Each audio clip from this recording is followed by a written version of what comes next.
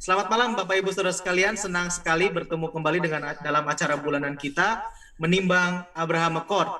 Dan sudah ada bersama dengan kita tentunya Bapak Kiai Haji Mukti Ali Kusyairi dan beserta juga rekan-rekan dari para kiai dari Lembaga Bahsul Masail PWNU DKI Jakarta. Bersama dengan kita juga sudah ada Ibu Elisheva Stross sebagai pendiri Eits Chaim, dan Bapak Yohanan juga pendiri Eits Chaim, dan Ibu Abigail. Ibu Abigail ini akan membantu kita untuk translation, untuk penerjemahan. Dan narasumber kita juga sudah hadir, yaitu Mr. David Weinberg. Oke, acara malam ini adalah kerjasama antara Eits Chaim Indonesia dengan Lembaga Bahsul Masail PWNU DKI Jakarta dan juga Benenoa Indonesia. Topik malam ini kan sangat menarik, yaitu adalah mengapa negara-negara Teluk mengubah haluan. Kita sudah tahu beberapa negara Teluk sudah mengambil keputusan untuk membuka hubungan diplomatik dengan negara Israel. Nah, sekarang kita akan diberikan latar belakangnya, diberikan pengertiannya, dan juga diberikan pemahaman mengapa mereka seolah-olah sepertinya mengubah haluan. Dan memang kenyataannya mereka sudah berubah haluan. Nah, narasumber kita malam ini adalah seorang yang sangat kompeten, yaitu Bapak atau Mr. David Weinberg. Beliau adalah seorang yang pernah menjadi penasehat dari Wakil Perdana Menteri Israel saat itu. Ya, tidak perlu berpanjang lama lagi, saat ini saya serahkan kepada Ibu Elisheva untuk memperkenalkan latar belakang sedikit daripada Bapak David Weinberg ini, seorang narasumber kita. Dan setelah itu, Ibu Elisheva akan mempersilakan Bapak David Weinberg untuk memberikan materialnya kepada kita. Dan sebelum itu saya ingatkan, setelah dari pemberian material dari Bapak David Weinberg, para kiai sekalian dari Lembaga Bahsul Masail akan diberikan kesempatan untuk bertanya. Dan satu orang itu akan diberikan waktu 5 menit. Jadi mohon singkat pertanyaannya sehingga nanti bisa dijelaskan dengan lengkap juga dengan baik oleh narasumber kita, yaitu Bapak David Weinberg. Silakan Ibu Elisheva. Oke. Assalamualaikum warahmatullahi wabarakatuh. Terima kasih semuanya Bapak-Bapak Kiai untuk kehadirannya, and thank you for David Weinberg for your time. I would like to introduce both parties. First, sementara saya mau perkenalkan dulu dengan narasumber kita. Narasumber kita adalah David M. Weinberg, yaitu mantan penasehat Wakil Perdana Menteri Israel Nathan Sharansky dan juru bicara dari Konferensi Herzliya untuk Keamanan Nasional Israel, Pusat Studi Strategi Begin-Sadat, dan Universitas Bar Ilan. Selain itu juga beliau adalah Wakil Presiden dari Yerusalem Institute untuk Strategi dan Keamanan, dan beliau ini terlibat cukup banyak di dalam perwujudan hubungan normalisasi antara Israel dan Emirat Arab, Bahrain, Maroko, dan Oman. Jadi kalau mau bertanya tentang kondisinya, tentang mengapa mereka berubah haluan seperti ini, beliau adalah orang yang tepat. Ya. And now I would like to introduce the Muslim parties. It will be translated into Indonesian in the subtitles live. So the Muslim ulamas invited in this panel are several of the many leaders and scholars of the Nahdlatul Ulama, the largest Islamic organization, not only in Indonesia but also in the whole world. The members comprise of 50% of the total Muslim population in Indonesia. That's about the total of Indonesian Muslims are 260 million, so half of it is the members of Nahdlatul Ulama. They are not only leaders of Nahdlatul Ulama, but they're also the think tank of the organization. They are scholars, lecturers, and authors. Some of them are members of the Fatwa Commission of the Indonesian Ulama Council, and they are influential teachers of the executive board of the Indonesian Teachers Association of Indonesia, comprising of many high-ranking officials, including the president himself, ministers, head of the People's Consultative Assembly, head of the House of Representatives, and governors. The think tank of Nahdlatul Ulama, who are attending this discussion now, has the authority to write recommendations to the Indonesian government to change policies in their domestic and international affairs. Our monthly program contemplating Abraham Accords is to give Israel a voice in a land where there is no Israeli presence, and giving these influential Muslim leaders a chance to actually hear the truth from our side, so that recommendations regarding the Israeli-Indonesia relationship in the future can be made justly. Oke, saya serahkan kepada Leo untuk saya serahkan. Lebih baik saya serahkan langsung kepada David. Okay, David Weinberg will give you the floor. Thank you, Elisheva, and thank you, Leo. It's a great honor to meet you and your colleagues through this Zoom conversation. I believe that there should be, there ought to be, and there must be a brilliant future relationship between Israel and Indonesia as countries, and between Israel, the peoples of Israel and Indonesia as well. And in that context, I want to tell you about the burgeoning relationship between Israel and countries in the Gulf. I call it falling in love. The speed with which Israel's ties to the United Arab Emirates and Bahrain have taken off, and also with Morocco and Sudan to some extent, and the genuine warmth that is experienced by every Israeli business delegation and tourist group in these countries is absolutely astounding. It is a lightning peace bonanza. It's a whirlwind of almost biblical proportions. Venture capitalists from Tel Aviv and Dubai, Abu Dhabi and Manama are scouting out joint investment opportunities in cybersecurity, fintech, health tech, environmental tech, agricultural tech, what's known as agrotech, food security, educational technology, bilateral business chambers have been established, including a Jewish Muslim Women's Business Council and a Youth Council. There was one Emirati investment banker who enthused to the New York Times recently that it's like falling in love. Trade between Israel and the UAE alone has already succeeded $350 billion just since last year.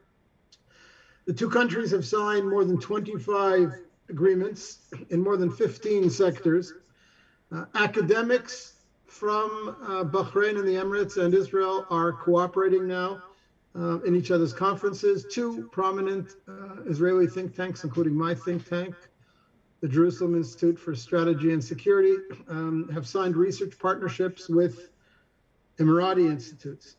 There are tourist packages now available for people in both countries, and as soon as we get over the corona restrictions, there'll be Gulf tourists coming to Israel too. There are 3 Emirati and 3 Israeli airlines already flying the route over Saudi Arabia between Israel and the Gulf.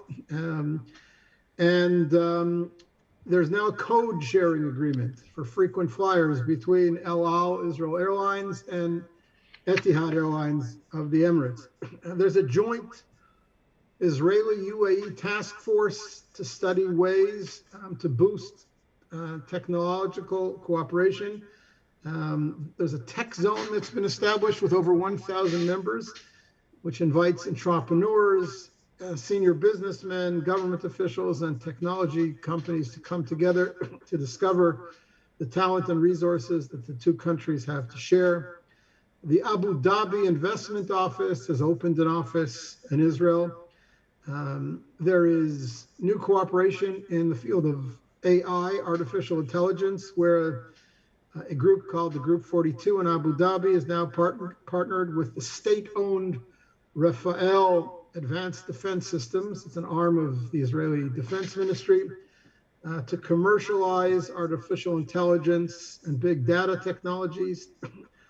The Israeli Manufacturers Association has partnered with its Dubai counterpart, the Dubai Investment Development Agency, and they expect bilateral trade between Israel and the UAE alone to reach close to $4 billion within 3 to 5 years. And just several days ago, the Emirati Department of Health signed an agreement with the largest HMO, the largest health maintenance organization in Israel, the Clalit HMO, to sponsor visits of doctors between the two countries and to advance work in telemedicine, which is treating patients over the internet.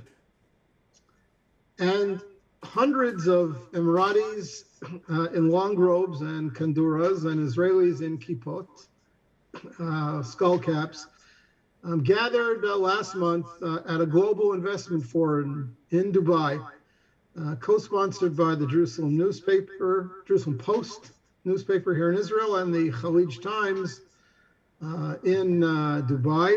And this, despite the fierce war that Israel had just fought with Hamas in Gaza and Palestinian radicals in Jerusalem.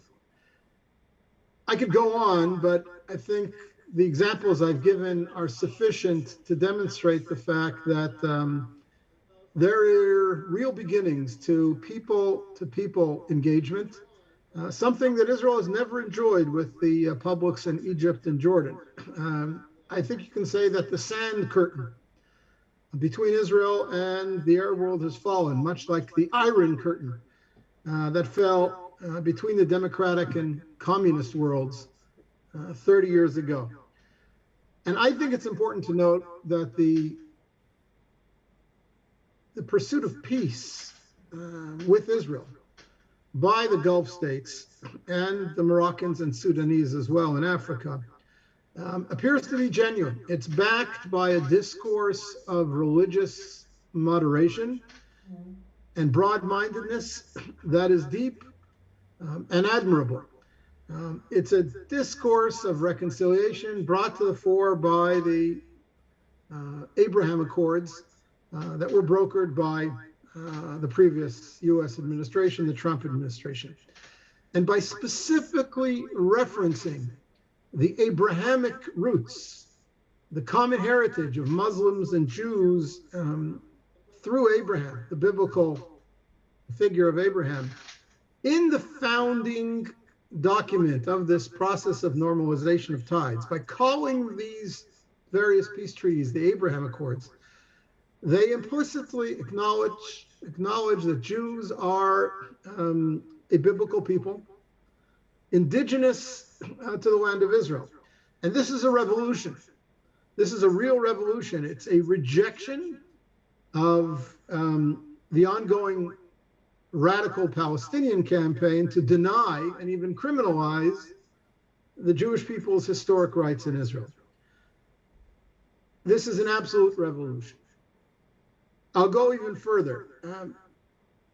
As I read them, the Emiratis and Bahrainis want to redefine their self-identity and the global image of Arab Muslims in a way that blends enlightenment with tradition. Affiliating with Israel fits perfectly into this agenda, aside from the security and the economic benefits that will come from partnership with Israel. And indeed, these Gulf Arabs see themselves as people and as nations who successfully blend tradition with modernity, ancient tradition with culture and ethnic identity, with modern progress and ambition. That's how they view Israel as well. When I was in the Gulf last December, the Emiratis that I met told me that they see the main problem in the Middle East as being religious hatred.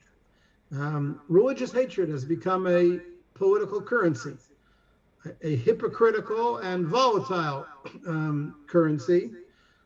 Iran invests heavily in religious hatred, hatred of Israel, hatred of America, hatred of the West, and hatred of other Muslims who don't follow their line, the radical Shiite line of thinking. And the Iranian Revolutionary Guards relies on religious hatred to mobilize and radicalize young men to their ranks. So do Turkey and the Muslim Brotherhood, ISIS, and Al-Qaeda. Therefore, the Emiratis see themselves as victims of decades of media brainwashing in support of narrow agendas, which means radical Islamic agendas, and immature thinking, meaning Palestinian thinking. These people always need an enemy to hate. And I met think tank leaders in the Emirates and Bahrain who talked about the need to increase tolerance and respect and not to pose a threat to the world or to Israel, and to take, as I said, religious hatred out of the equation and to move Israeli-Arab ties to the level of normal state-to-state relations, and hopefully setting an example for other Arab and Muslim countries in the region and around the world. The Emiratis are even talking about exporting their educational curriculums, which teach religious and ethnic tolerance and the value of scientific and critical humanistic thinking. They're thinking of taking these school curriculums and launching them on some sort of distance learning program for high school students or college students, to Arab and Muslim students from Morocco all the way through to Iran and Indonesia. And over time, hopefully these educational products can have a real moderating impact.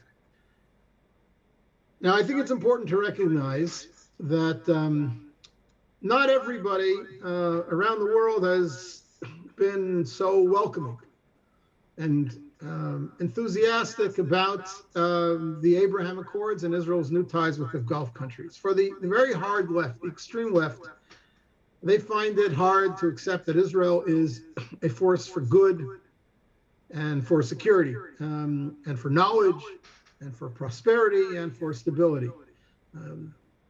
The Emiratis and the Bahrainis and the Moroccans are partnering with Israel because they do see Israel as a force for stability and sanity and knowledge and prosperity. And then you have some political actors, such as the new American administration, the Biden administration, that seeks to renew its nuclear deal with the Iranians, a deal that Israel and its Gulf partners were and remain very much opposed to.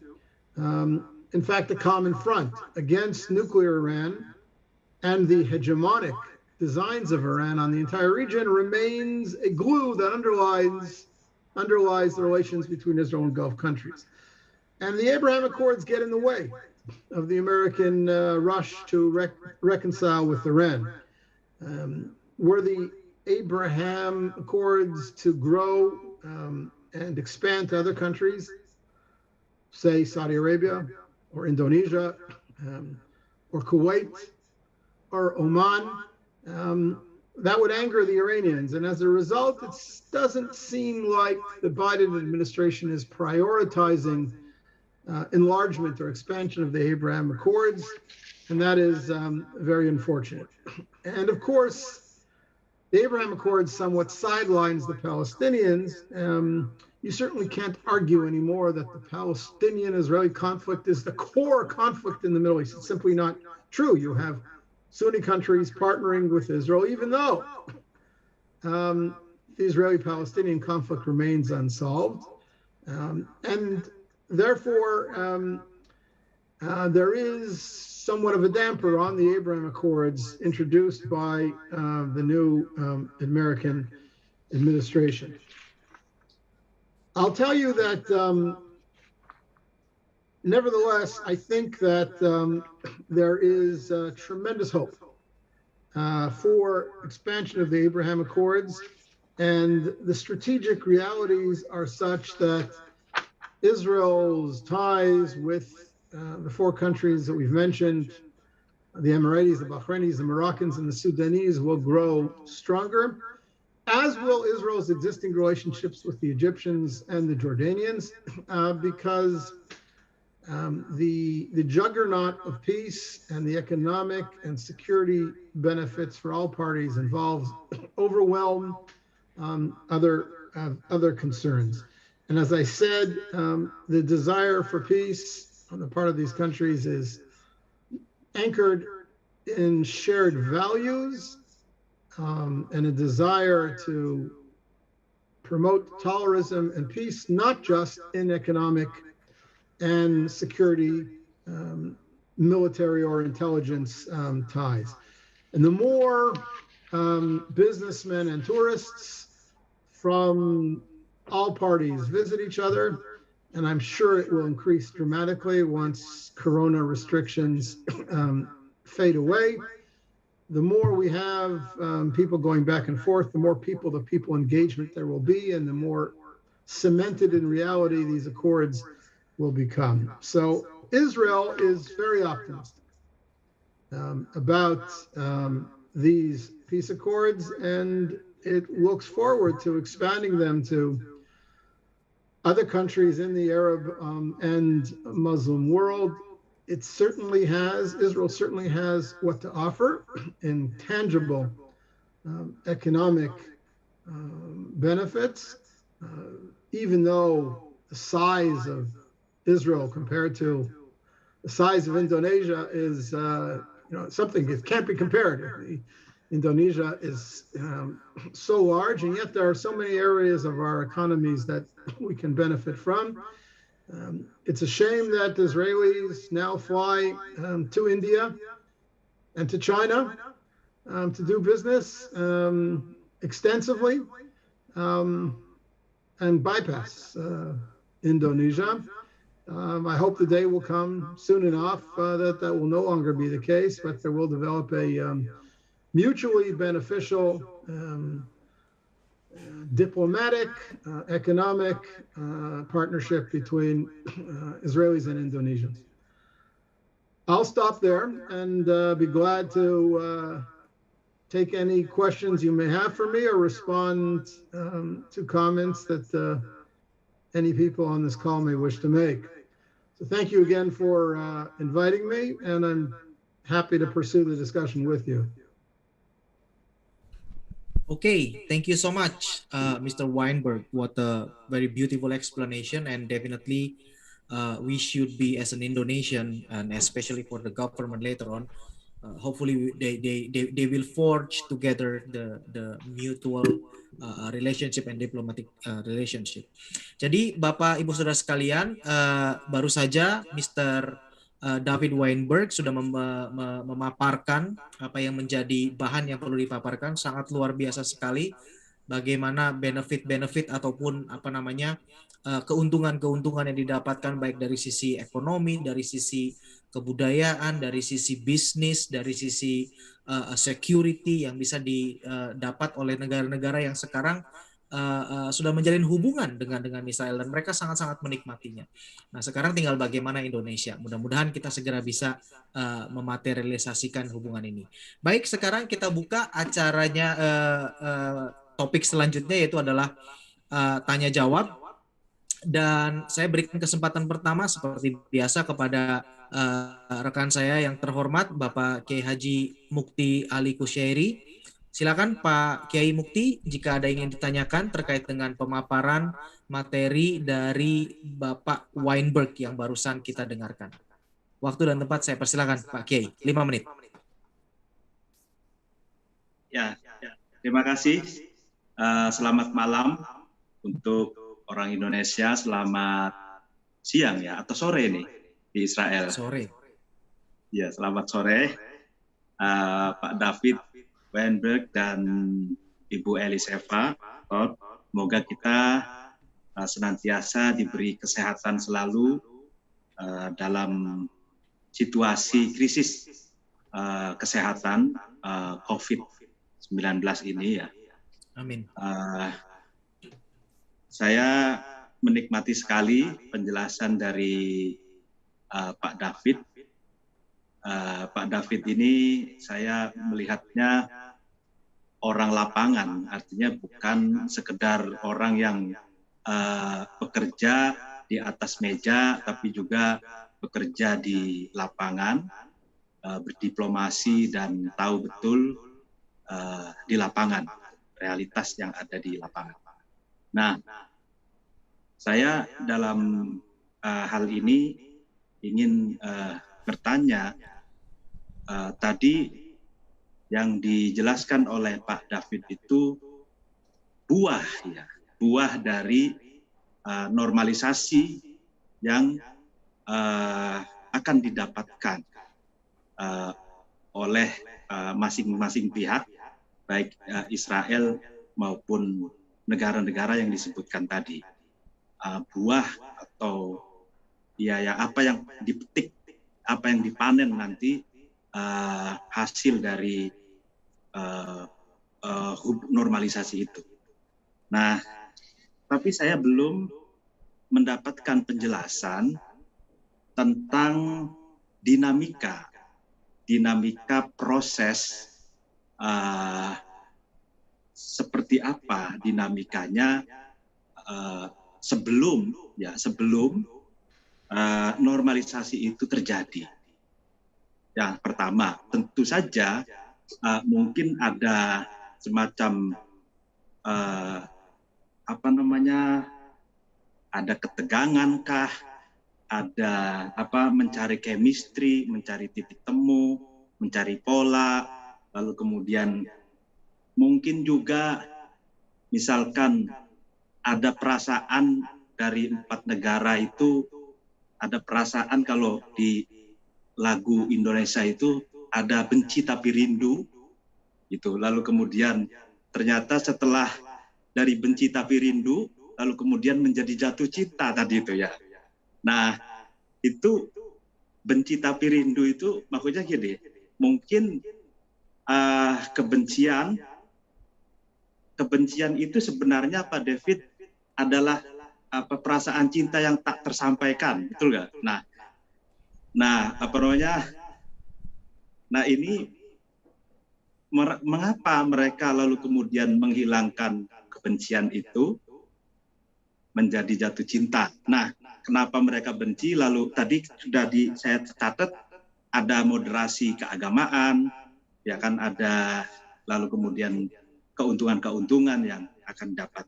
Nah, itu pertanyaan pertama. Yang kedua, saya ingin bertanya lebih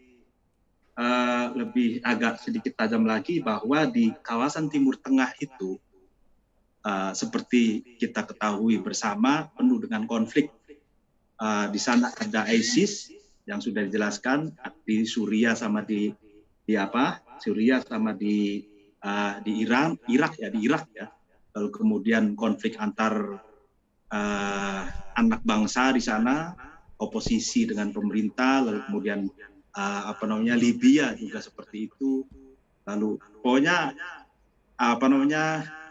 terjadi apa yang dikatakan Samuel Huntington itu clash of civilization itu di situ, di Middle East ya, di Timur Tengah itu. Nah, saya ingin bertanya, apakah ada gitu ya kekhawatiran gitu ya dari 4 negara itu atau negara yang ada di Timur Tengah soal keamanan mereka, sehingga perlu merapat ke Israel, karena rupanya di Timur Tengah itu ngeri-ngeri sedap gitu kalau bahasa kitanya, karena mudah terbakar, mudah konflik, sehingga meskipun negara Israel secara kuantitatif itu kecil, tapi secara kualitas itu dahsyat dan besar gitu. Nah, sehingga merapat ke Israel. Lalu kemudian apakah ada merasa keterancaman dari isu Sunni Syiah, dan lalu kemudian dari soal kontestasi yang selama ini terjadi, meskipun itu seperti seperti orang saling mengancam, tapi itu hanya ancaman-ancaman antara Israel dengan Iran. Apakah mereka ini ada pertimbangan daripada memilih Iran, mending milih Israel, seperti itu. Ibarat orang misalkan laki-laki itu ditawarkan jodoh dua perempuan gitu, milih Israel apa milih Iran? Ternyata setelah dipertimbangkan Israel lebih cantik, Israel lebih berkualitas dan lain-lain. Kira-kira apakah ada perasaan seperti itu? Atau nah ini yang terakhir pertanyaan saya, sebenarnya siapa di balik gerakan-gerakan ISIS, lalu kemudian kalangan-kalangan radikalisme yang ada di Timur Tengah itu? Sebenarnya desain siapa itu? Lalu kemudian kok bisa memporak-porandakan beberapa negara. Lalu kemudian sebenarnya pertanyaan lagi, apa konsep Israel dalam menyuguhkan rekonstruksi psikologi, rekonstruksi bangunan yang atau peradaban yang sekarang ini sepertinya hancur ya di Timur Tengah itu ya. Sebagai tetangga tentu saja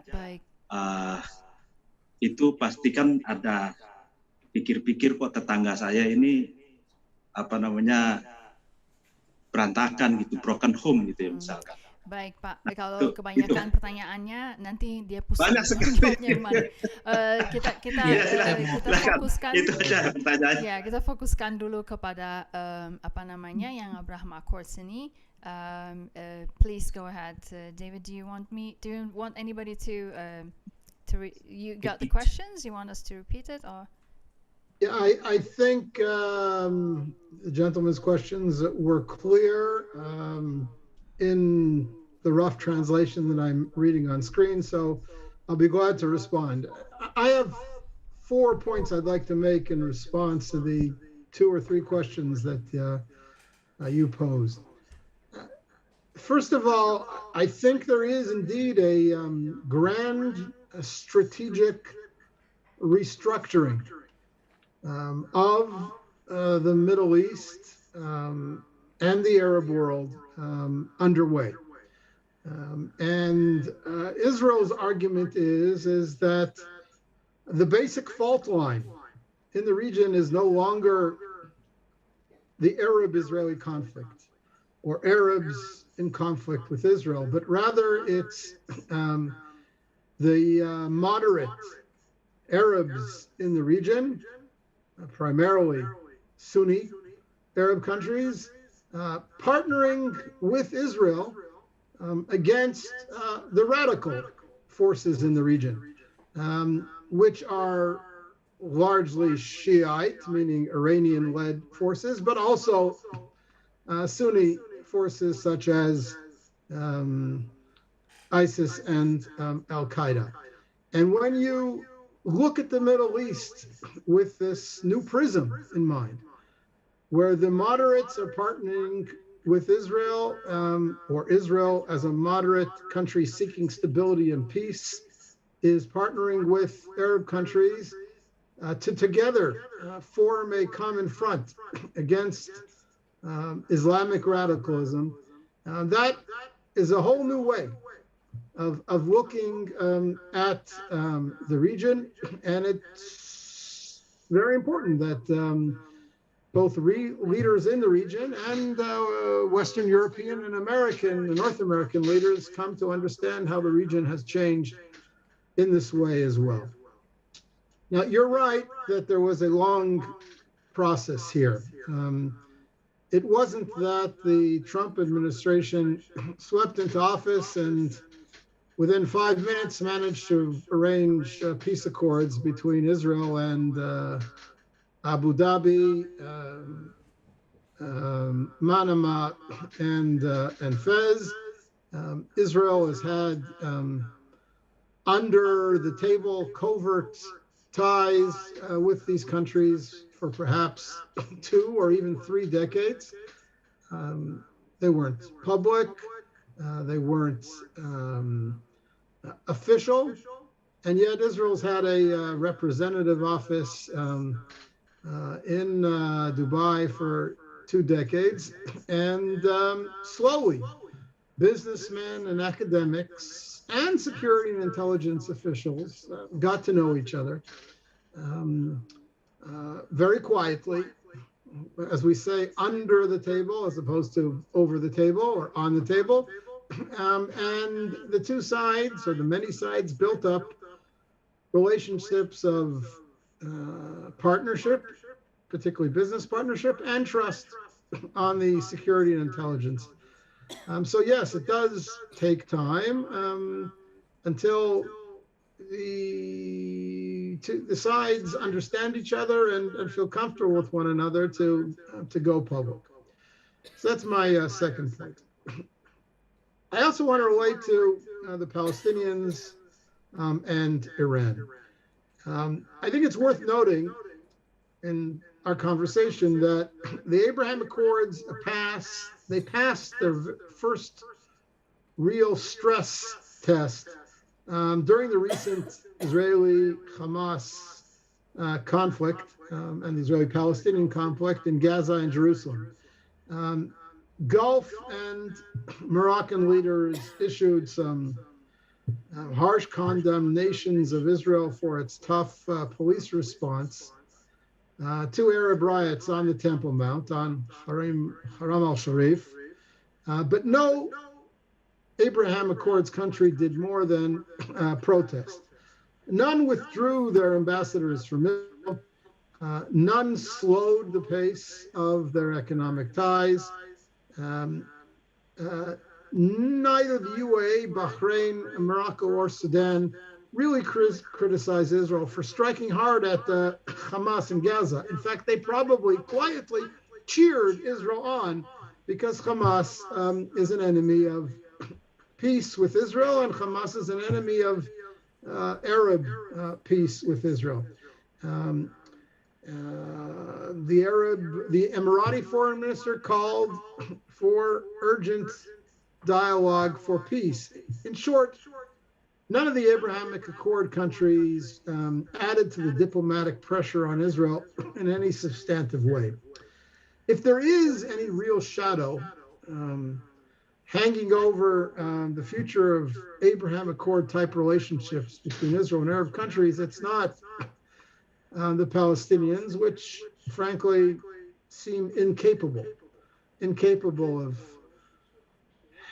creating a stable country of their own, or even coming together within their own ranks, never mind making peace with Israel. The real shadow over the future of Abraham Accord type relationships comes not from the Palestinians, but from Iran. And if Washington goes soft on Iran's nuclear program and dials back its commitment to countering Iran's regional hegemonic ambitions, it seems logical on the one hand that Gulf countries will bandwagon with Israel. They'll seek to further strengthen their security and diplomatic ties with Israel, because Israel will remain engaged long term in a shadow war with Iran, and probably increasingly in a very public war against Iran's designs. And Israel will help protect its Gulf allies from Iranian attack as well. On the other hand, you have to be worried about an opposite dynamic. If the US takes itself out of the front line against Iran, it's possible that some Gulf countries will reluctantly make the decision to bandwagon with Iran, or at the very least to hedge their bets by minimizing their open ties with Israel and their full alignment with the US. And Israel worries about that. We've seen in recent months direct talks between the Saudis and the Emiratis and Iran for the first time in several decades. So obviously the Saudis and the Emiratis are worried about where Washington is going on countering Iran. I can tell you that from Israel's perspective, Israeli leadership, including the new Israeli government, is fully committed to developing its relationship with Arab countries in the Gulf, to continuing its staunch opposition to Iran's hegemonic designs on the region, and to protecting its allies from Iranian terrorism as well. All these factors, of course, come into consideration.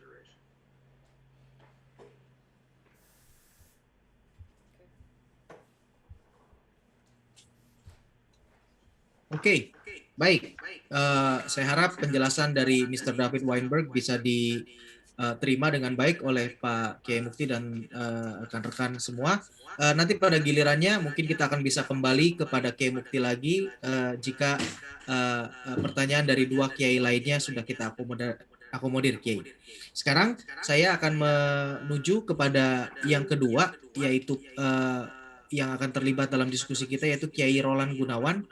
Apakah Kiai Roland masih ada bersama dengan kita? Kalau saya lihat masih ada. Ya, ada. Mungkin bisa di Baru Kasyam. Mungkin oke, silakan. Jika begitu silakan Kiai, pertanyaannya untuk Mr. David Weinberg 5 menit. Terima kasih atas kesempatan ini. Saya senang sekali berdiskusi pada momen kali ini. Terima kasih kepada Mbak Elisheva, terus juga kepada Pak Leo dan teman-teman juga Mbak Abigail. Kalau melihat paparan dari Pak David tadi, sebenarnya banyak sekali ya manfaat yang diperoleh gitu ya, akan diperoleh Indonesia jika membuka hubungan diplomatik dengan Israel. Misalnya seperti negara-negara Teluk seperti Bahrain dan yang lainnya ya. Uni Emirat Arab. Tetapi anehnya ya ada sebagian pengamat yang mengatakan bahwa Uni Emirat dan Bahrain itu sepakat untuk menormalisasi hubungan mereka dengan Israel itu karena adanya tekanan dari Trump saat itu ya. Karena pertama AS itu merupakan sekutu dekat dengan kedua negara tersebut. Juga yang kedua mereka juga harus memikirkan cara agar tetap memiliki pengaruh di kawasan Teluk itu seiring dengan menguatnya ekspansian dan Turki. Saya ingin tanya apakah benar begitu, apakah memang ada tekanan dari Trump gitu kepada dua negara tersebut. Itu yang pertama. Persoalan lainnya saya pikir Indonesia sebenarnya bukan tidak mau berhubungan secara diplomatis dengan Israel ya. Sejak zaman Presiden Gus Dur kita lihat Indonesia sudah mulai membuka peluang itu. Penolakannya sangat besar sekali dari masyarakat Indonesia yang mayoritasnya itu adalah Muslim. Menurut mereka itu membuka hubungan diplomatik dengan Israel itu sama artinya dengan mengesampingkan solidaritas terhadap Palestina sebagai sama-sama negara Muslim. Tapi sebetulnya kalau saya lihat itu Indonesia juga harus memiliki prioritas gitu. Karena Indonesia itu tidak bukan negara agama ya, meskipun mayoritasnya Muslim tapi juga bukan negara agama, sehingga prioritas ekonomi kesejahteraan rakyatnya juga harus diperhatikan, sehingga kemungkinan untuk berhubungan dengan Israel itu seperti tadi disebutkan dengan manfaat untungannya yang sedemikian banyak dari sisi teknologi, ekonomi, dan sosial dan segala macamnya itu saya pikir Indonesia harus berpikir bahwa membuka hubungan itu sangat baik. meskipun tentu saja upaya-upaya untuk menjaga hubungan baik antara Israel dengan Palestina tetap dilakukan, tetapi juga tidak boleh mengesampingkan bahwa Indonesia itu punya kepentingan besar bahwa kita itu akan memperoleh banyak manfaat juga dengan hubungan dengan Israel. Yang ingin saya tanyakan adalah apakah negara-negara Teluk kayak Uni Emirat juga atau juga Bahrain itu mempunyai perasaan yang sama dengan dengan yang dialami Indonesia? Apakah rakyat di sana juga melakukan penolakan juga gitu loh? Kalau Indonesia kan jelas sekali kan dengan adanya dengan semakin maraknya konservatisme, radikalisme itu penolakannya semakin deras. Apakah di Uni Emirat juga ataupun juga di Bahrain itu juga sama seperti juga gitu? Terima kasih. Baik, terima kasih Pak Roland. Mr. Weinberg, David, I hope you got the question from the second cleric, our ulama, and over to you then. So the short answer to your question is that yes, the Emiratis, Bahrainis, Moroccans, and Sudanese have been criticized by the Palestinians and other radical forces in the region, primarily Iran's allies like Syria and Hezbollah in Lebanon. They've been criticized for making peace with Israel. Israel has been very careful to emphasize throughout that it seeks peace with the Palestinians as well. And perhaps its new Arab partners in peace can serve as somewhat of a bridge between Israel and the Palestinians. Certainly, Israel hopes so. Unfortunately, the Palestinians have not been open to that at all. They view the Bahrainis and the Emiratis as traitors to the Palestinian cause. For the last 20 years, the Palestinians have basically sat back and expected the world community to deliver Israel to them on the most radical Palestinian terms, which are unrealistic. And Israel hopes that the Abraham Accords will help bring about the emergence within the Palestinian community and Palestinian politics of a new generation of more realistic Palestinian leaders who are prepared to compromise with Israel, are prepared to take advantage of the benefits that peace and stability would bring to their people, to their cities, as well as to Israel, instead of holding out forever and ever for some sort of what they call a solution that the world would impose on Israel, involving complete Israeli withdrawals from every last inch of land claimed by the Palestinians, including a division of Jerusalem into two capitals. Those are ideas that are no longer realistic. There will be no peace between Israel and the Palestinians if the Palestinians hold to all demands of theirs, demands that Israel considers unrealistic and impossible to implement. So I think it should be possible. I think the Bahrainis and Emiratis are showing that it is possible, both to be willing to play an active role and support a renewed Israeli-Palestinian peace process, a realistic peace process, while not letting the development of their ties to Israel be held hostage to Palestinian rejectionism and radicals.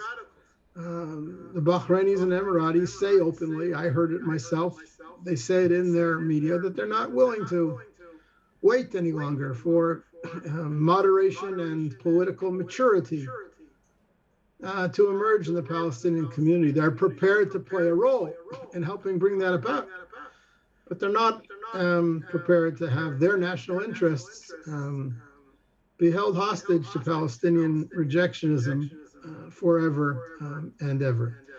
It's obviously not an easy diplomatic path to take, and I understand from your question that this is difficult for Indonesia as well, but I think that that Bahrain and the UAE have shown that it is possible.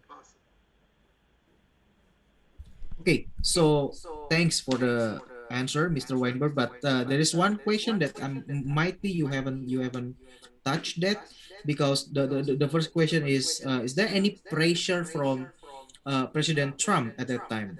Pressure for Bahrain, UAE, Sudan, and those 4 countries.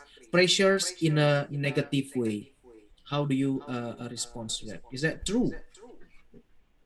So my answer is no.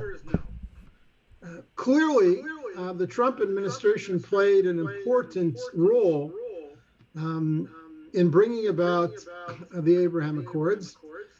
It offered inducements, encouragements, candy, goodies to encourage each of the 4 countries that have recently signed peace agreements with Israel. And that's how it works in international politics. The Emiratis received the F-35 jet fighter, something they've been after for a long time. The Bahrainis received a number of new economic accords. The Moroccans received American recognition of their occupation of the Western Sahara.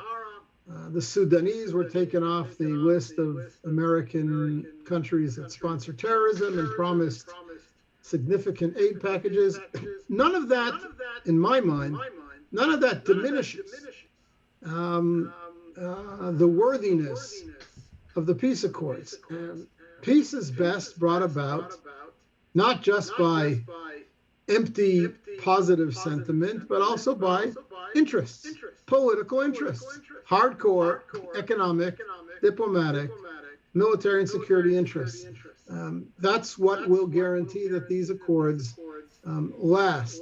So yes, the Trump administration played an important role, but I don't think that any of these countries would have gone forward with the peace treaties with Israel had it not been clearly in their own national interest to do so. And I don't think that any type of negative pressure or threats from Washington would have succeeded in bringing these accords about, again, if it wasn't in the national interests of these countries themselves. Wonderful. So a follow-up question from my side before we move to Kiai Ahmad Hilmi.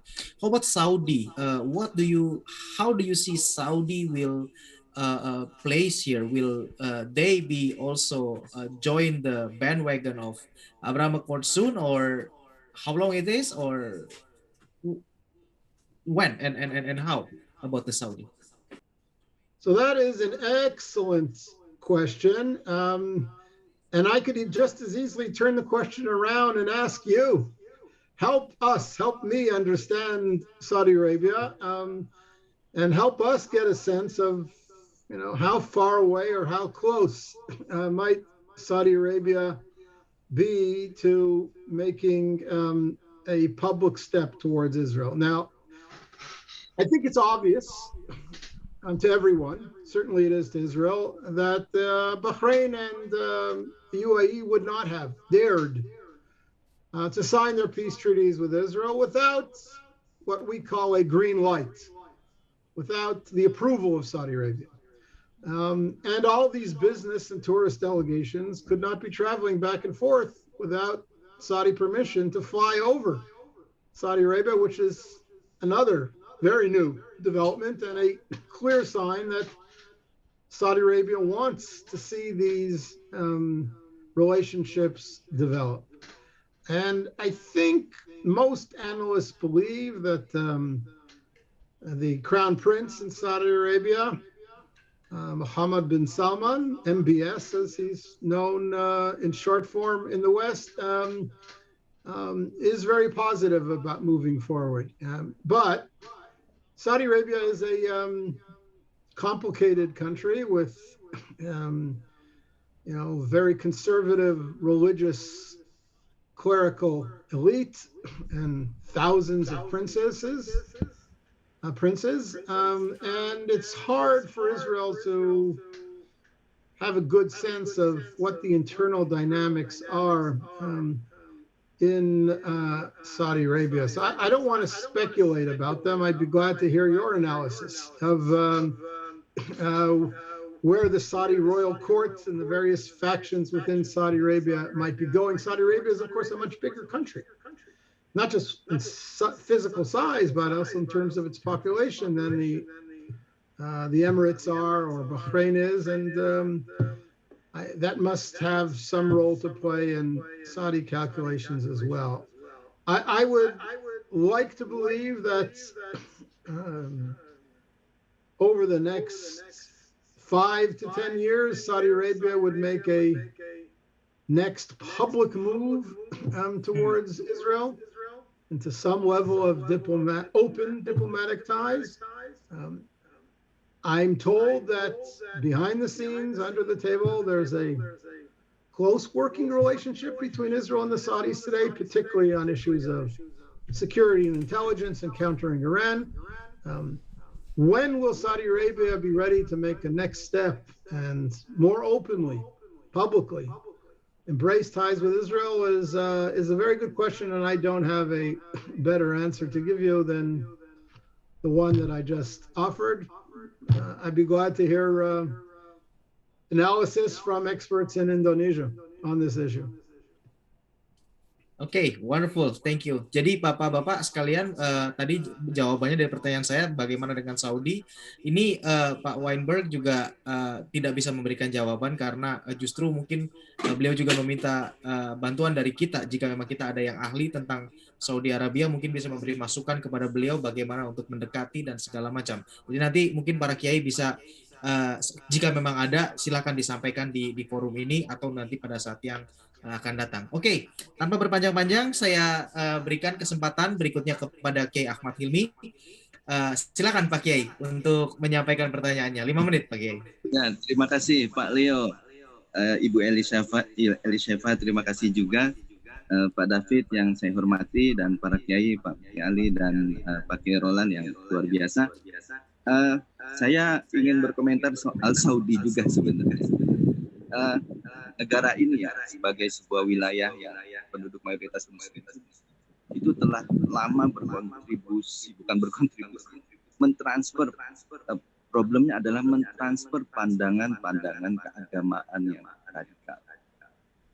Contoh misalnya paham Wahabinya itu mengakar luar biasa di Indonesia. Ini Indonesia dihadapkan saat ini dengan masalah Wahabisme yang kemudian memperkuat ruang eksklusif ya, yang tadinya Indonesia memiliki ruang inklusif dari segi pandangan agama.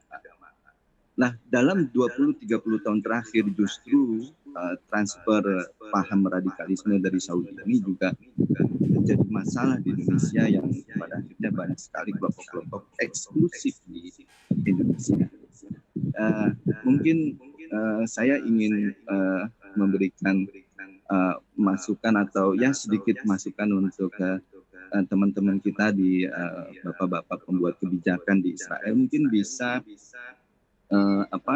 memperkuat moderasi Islam di Saudi yang sudah dibuka oleh Sultan MBS ya, Muhammad bin Salman. Artinya Muhammad bin Salman saat ini sudah berkontribusi untuk menyetop bagaimana peran Wahabisme ini bisa berkembang liar di dunia Saudi sendiri, dengan cara modernisasi Saudi dalam program Saudi 2030. Jadi saya kira penguatan moderasi Islam ini juga harus masuk secara secara baik di level grassroots melalui lembaga pendidikan, organisasi keagamaan yang ada di Saudi. Karena Indonesia juga nanti akan mau tidak mau masyarakat yang tadinya bersetuju dengan Wahabisme atau Salafi ini, ketika di sana banyak para ulama yang sudah moderat, maka akan mengubah cara pandang masyarakat yang tadinya, sebagian masyarakat yang tadinya pro Salafisme dan Wahabisme menjadi masyarakat yang moderasi. Kenapa moderasi ini sangat penting? Karena dengan paham moderat itu akan dengan mudah memperkuat ruang sosial kita yang inklusif dengan berbagai macam dengan keberagaman yang tinggi dengan keberagaman di mana tidak menolak satupun tidak menolak satupun interaksi dengan siapapun. Artinya terbuka dengan siapa saja, berkomunikasi dengan siapa saja. Sekalipun itu harus berkomunikasi dengan teman-teman kita di Israel. Karena kalau di Indonesia juga sebelumnya pernah berkonflik antara Islam dan Kristen misalnya. Tetapi karena ada banyak ruang moderasi yang kuat di Indonesia saat itu, kemudian itu bisa diselesaikan.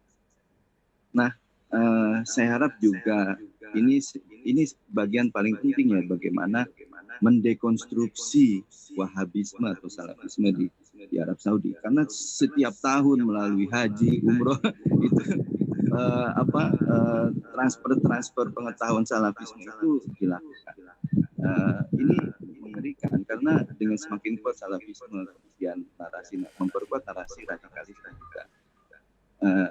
Kita melihat Mesir misalnya, kita bisa contoh Mesir, meskipun di sana Mesir punya ruang moderasi yang kuat di Universitas Al-Azhar, dan juga di mana kebijakan politik yang terlihat tegas ya menolak radikalisme. Tetapi di Saudi tidak, Saudi itu tidak punya lembaga moderasi. Ya mungkin kita bisa memperkuat Saudi sendiri ya untuk ruang moderasi keagamaan melalui pendidikan. Setidaknya seandainya Israel juga belum menjalin hubungan diplomatik dengan Saudi, tapi Saudi saya kira itu mitra terkuat Amerika Serikat di Timur Tengah. Dan ini juga ke depan, kalau Saudinya sudah moderat, ini radikalisme di Indonesia juga akan punah. Itu strategis sekali karena Saudi ini berhubungan langsung dengan masyarakatnya ya, berhubungan langsung dengan masyarakat Indonesia setiap bulan umrohnya bahkan 4 kali setiap bulan kan, belum haji tiap tahun. Ini transfer kegiatan ritual ini kalau dibarengi dengan atau disisupi dengan transfer radikalisme itu bahaya sekali. Nah, itu mungkin bisa saya mungkin usul pada David nanti pada bisa menyampaikan kepada ini untuk memperkuat ruang moderasi bagaimana juga strateginya ke depan. Saya Pak Kemuti dan Pak Roland itu sudah berjuang lebih dari 10 tahun untuk memperkuat moderasi di Indonesia dengan karya-karya kita dengan karya-karya kita, memperkuat jaringan kita. Itu saya kira sudah kelihatan hasilnya. Meskipun penerimaan mereka terhadap Israel itu masih banyak karena masih banyak juga hasil dari buah dari hubungan mereka dengan Saudi, di mana banyak juga yang menolak Israel. Dan juga dengan negara-negara yang sudah membuka hubungan diplomatik, saya kira itu jalan bagus ya, tidak hanya Israel dan negara-negara tersebut memperkuat ekonomi, keamanan dan teknologi, tapi juga harus diperkuat ruang sosialnya juga. Gitu menurut saya. Saya kira di Indonesia banyak sekali lembaga donor yang dari Australia, Amerika, yang sudah lama bekerja di memperkuat ruang inklusif ini di Indonesia. Jadi saya kira itu bisa dicontoh juga ya, Israel bisa memperkuat ruang inklusif di Saudi dan negara-negara lain. Jadi tidak hanya di tataran formal, tapi juga di tataran kultural masyarakat. Saya kira itu ya. Nah, itu sih yang saya mohon maaf. Pak Kiai Ahmad punya pertanyaan untuk tadi kan sudah memberikan paparan dan saran terkait dengan Saudi. Sekarang apakah Pak Kiai punya pertanyaan untuk Pak David Weinberg, Mr. Weinberg? Kira-kira punya landscape tidak ke depan atau strategi ke depan untuk memperkuat pendidikan di Saudi dengan memperkuat normalisasi, itu saja sih pertanyaan saya. Oke, baik. Mr. Weinberg, did you get the question? I understood the gentleman's discussion of radicalism and moderate forces within Indonesia. I'm not sure I got the question, so perhaps you can repeat it. Okay. Well, he is actually providing some suggestion that there is a radicalism in Saudi, which I believe you get it, and even that radicalism is quite quote unquote is imported here through the Hajj pilgrimage, something like that, to Indonesia. So I think one of the idea is to try to minimize, to de-radicalize that element in Saudi Arabia. So the follow-up question from Kiai Ahmad Hilmi is Israel with the under-table relationship with Saudi Arabia? Do you have any plan to maybe to de-radicalize that part of Saudi Arabia, or how is it look like? So let me be honest with you. Moderation or radicalization of the Arab and Islamic worlds is a matter for Arabs and Muslims to sort out within themselves. It's not for Israel or for America or for France or for Canada to attempt to be an agent of religious and cultural change in the Muslim and Islamic world. This is a tug of war that is, I understand, underway in many parts of the Arab world and the broader Muslim world, and clearly we have an interest in seeing the forces of moderation and tolerance gain an upper hand and become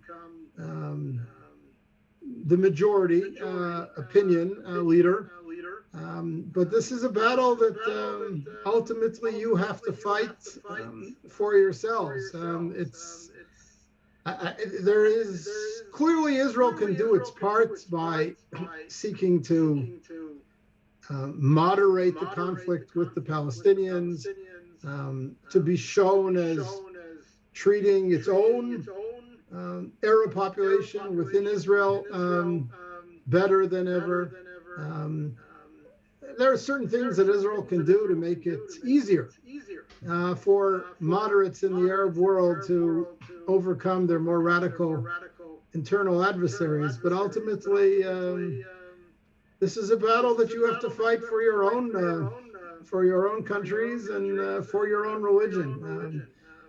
Can't expect Israel or Jews around the world to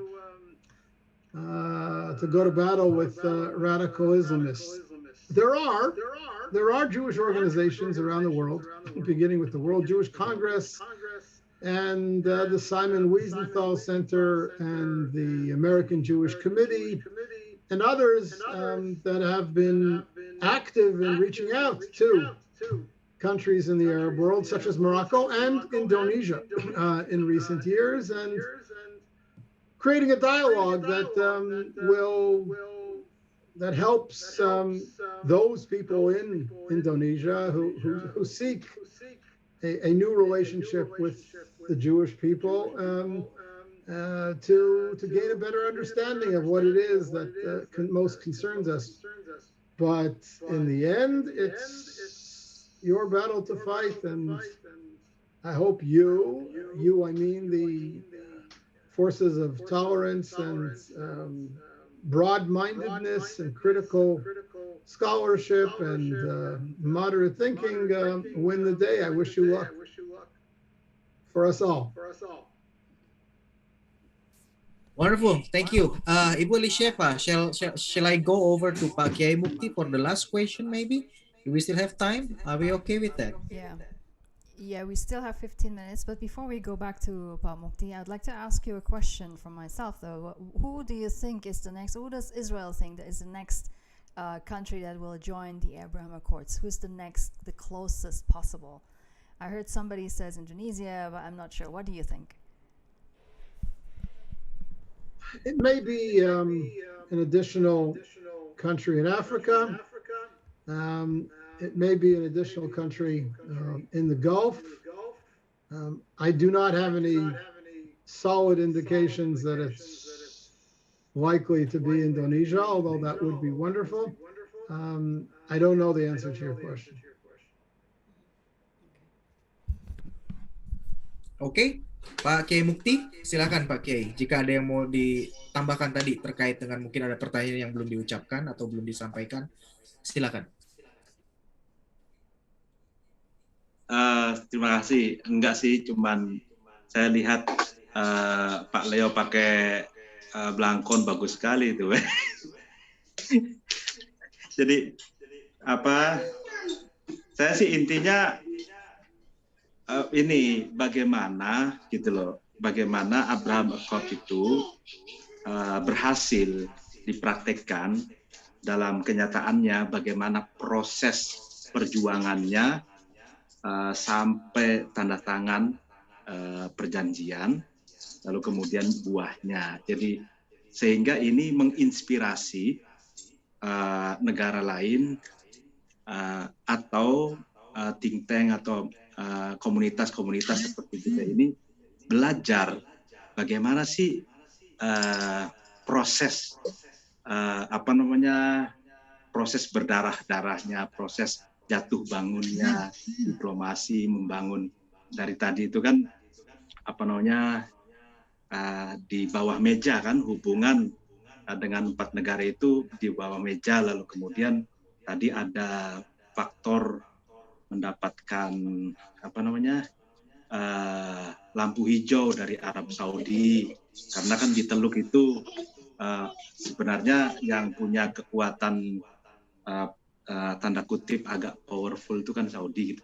Jadi saya mulai menangkap itu puzzle itu, tapi masih mungkin butuh lebih mendetail lagi gitu ya.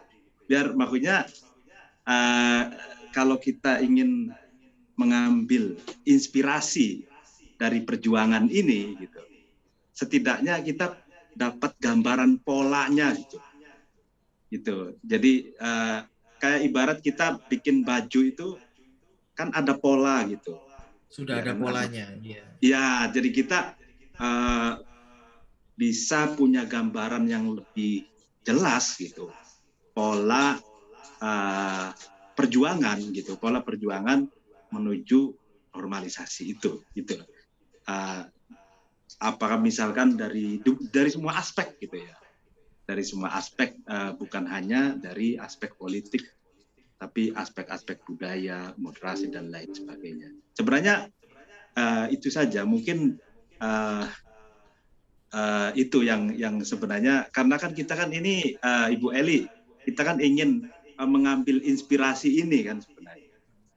Jadi, coba kita tanyakan ke Mr. Weinberg, Pak. Mungkin beliau punya. Do you got a question, Mr. Weinberg, on yes. We have a pattern to learn, a blueprint sort of to refer to, so that this think tank can be patterned into that blueprint. Okay, there are at least four pathways that have been pursued between Israel and various Arab countries in the region towards normalization of relations and eventually peace treaties. The first is indirect dialogue through Jewish organizations around the world, as I mentioned just a few moments ago. I know that the Simon Wiesenthal Center has been very active in pursuing a dialogue with certain Indonesian leaders, and Israeli figures can be brought into such a dialogue as well. That's number one. Number two, in many cases, it was businessmen that forged the initial contacts. You find an area in which Indonesian and Israeli businessmen have a strong interest and a need for business partnership, and you develop that relationship as a way of moving towards a better political relationship. Third of all, of course, has clearly been the intelligence and security ties. We talked about Iran as being a threat around which Israel and many countries in the region have come together because we have a common interest in countering Iran's hegemonic designs, and that is something that can be done quietly and in partnership that will build trust between the sides over time. There also are international forums where Indonesia and Israel could come together without it being a full-fledged open diplomatic relationship. Believe it or not, places like the United Nations and some of its professional agencies, there's no reason why Indonesia should automatically vote against Israel in every UN forum, whether it be at the World Health Organization or UNESCO or the UN Council on Human Rights or many other of the professional agencies of the UN, where Israel is sought to advance good proposals. And Indonesia could take a more professional case-by-case approach to initiatives that Israel proposes. Israel proposes a new regime for monitoring malaria in the Middle East and flocks of locusts that affect Egypt and Jordan and Morocco. And there's no reason why Indonesia should vote against that just because it comes from Israel. There are ways of signaling, a more practical and moderate approach to Israel through voting patterns and discussion in professional UN forums. Again, long before that becomes an open diplomatic partnership. These are all different paths that can be combined to creating a relationship of dialogue and increased trust and indirect cooperation, which down the road can make it easier to move towards a more formal, open relationship.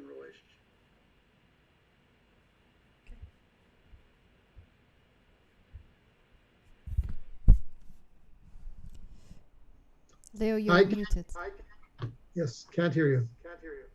Sorry, I was talking while I'm mute. Okay, so I was just saying that we are reached the end of our 1.5 hours. Time flies so fast. So, Ibu Elisheva, do you want to make any final comments or before we close? No? Okay. So I think thank you so much, Mr. David Weinberg, for your time. And definitely this is a very good opportunity for us to learn from you, to understand the situation, what you have been done, and also you explain to us what happened with the 4 countries that have already been with the forged the diplomatic relationship with Israel. So hopefully we can learn that, and we can continue our journey towards the normalization of the diplomatic relation to Indonesia. Pak Kiai Mukti, terakhir Pak, 2 menit, ada yang mau disampaikan? Setelah itu saya akan tutup.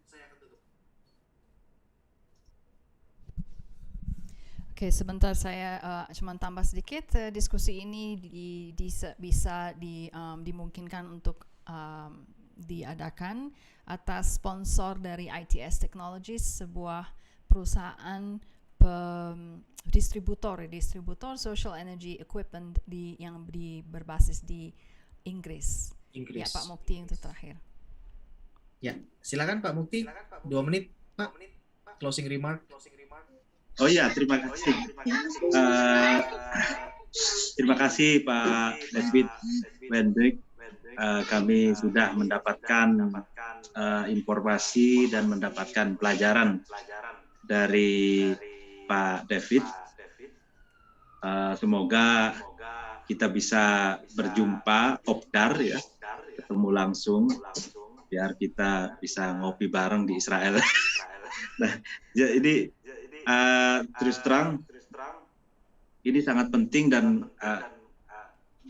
nanti transkripnya minta ya Ibu Elisheva untuk kita, dan ini Pak David, kami punya rencana sedikit komunitas koalisi kita ini 3 hal. Yang pertama, kita ingin mengadakan penelitian, hasil penelitian itu dibukukan, karena lalu kemudian disusun semacam rekomendasi gitu. Karena bagi kami di sini itu edukasi itu sangat penting, itu baik dari high class atas sampai bawah itu perlu edukasi dan informasi, karena informasi yang sampai ke kami itu kan seperti Ibu Elisheva tahu sendiri bahwa banyak hoax gitu, banyak hoax dan banyak reduksi gitu, sehingga butuh mendapatkan informasi yang lebih steril gitu, yang lebih higienis gitu, ibarat makanan, dan itu perlu melakukan penelitian dan edukasi serta sosialisasi, karena seperti yang dijelaskan tadi Kiai Roland, bahwa di sini itu ada penolakan yang keras tadi itu salah satu, dan Kiai Hilmi juga bilang ini investasi kekerasan itu justru muncul dari impor dari Arab itu ya, kalau kita istilahkan dengan transnasional itu. Nah, kita tetap membentengi itu, semoga tidak terjadi seperti yang ada di Timur Tengah itu ya. Nah, intinya seperti itu Pak David. Jadi mohon bimbingannya, mohon arahannya. Kami ini, koalisi ini ingin memberikan informasi dan pengetahuan yang lebih jujur kepada masyarakat kita gitu. Mungkin itu saja. Terima kasih waktunya Pak Leo. Aduh, hebat sekali belangkonnya itu dikasih ke Pak David, dikasih belangkon itu. Saya bawakan nanti Pak. Baik, terima kasih sekali lagi Pak Kiai Mukti. Thank you so much Mr. David Weinberg for your time, for your precious time. Dan sekali lagi kita akhiri sesi kita. Dan terima kasih atas para juga untuk sponsor dan semua yang sudah terlibat. Tanpa perlu berpanjang-panjang, saya ucapkan Assalamualaikum warahmatullahi wabarakatuh. Shalom Aleichem, dan kita bertemu kembali Reitraut. Shalom. Shalom. Thank you. I salute you. Yeah. Thank you. Thank you.